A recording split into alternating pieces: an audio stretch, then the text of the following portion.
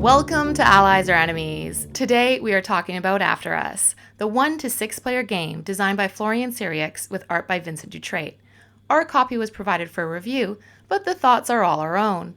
Afterus is a deck building resource management game that asks the question of what if there was a planet of apes, maybe even a planet of these apes, plus 2 of which are actually monkeys and not apes at all. What might that look like? Well, let's start with how it plays.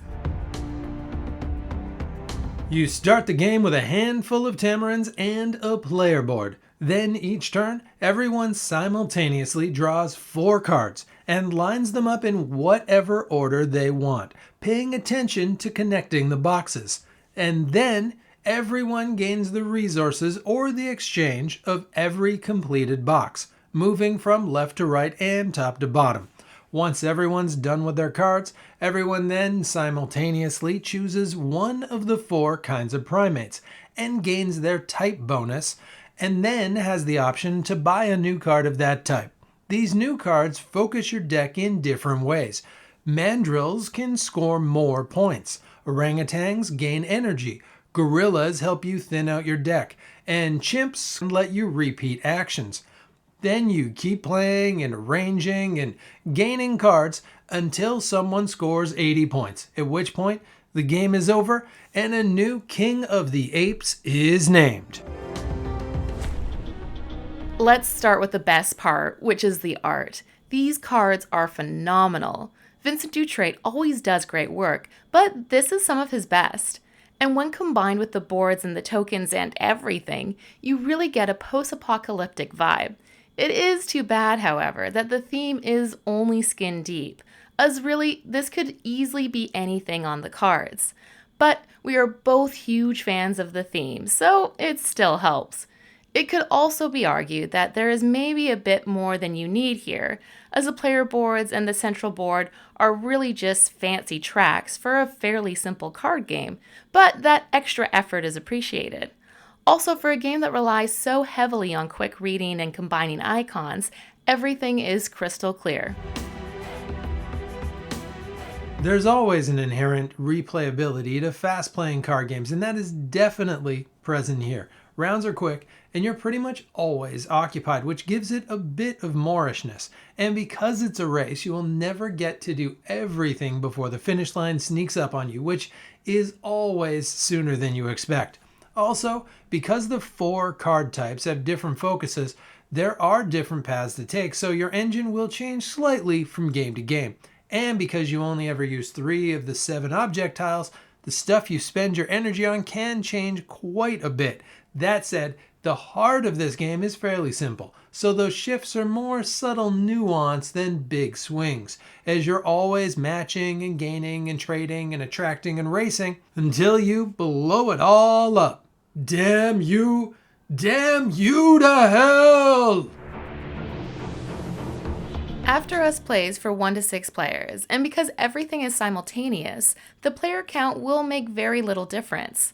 The only interaction is that you can pay 2 matching resources to copy your neighbor's chosen power, so with 2 players, you lose 1 option to copy.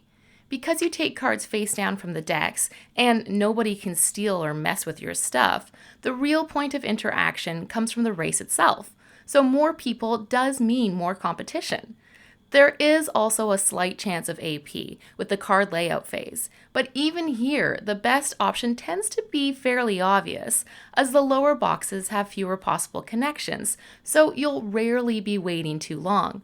There is also a solo mode, which has a bot opponent that stockpiles resources and gains points and bonuses for any market cards it adds to its deck. In this mode, you take resources from the bot instead of the market, so you need to limit its capability to buy more cards. It does play smoothly, but be prepared for a real challenge. This is not one you'll win often. There are admittedly a few trickies here. First of all, while we love the theme, Planet of the Apes is my second favorite movie franchise ever, that theme is really skin deep. Don't expect to be rocking any Dr. Zaius's.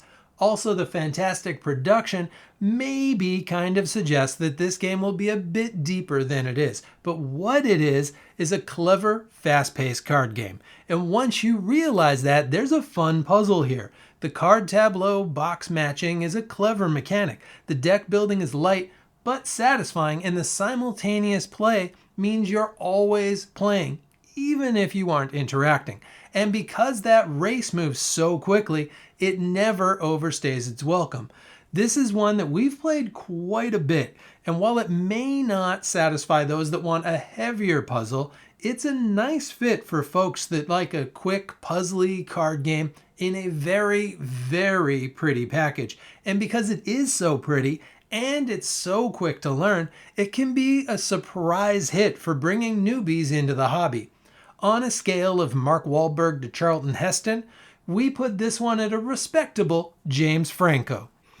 And that is it. Have you played After Us, or have you played any of the official Planet of the Apes games? Please let us know in the comments. And as always, please do like and subscribe. Maybe check us out on Patreon or over on Instagram. And hopefully, we'll see you all next time for another game.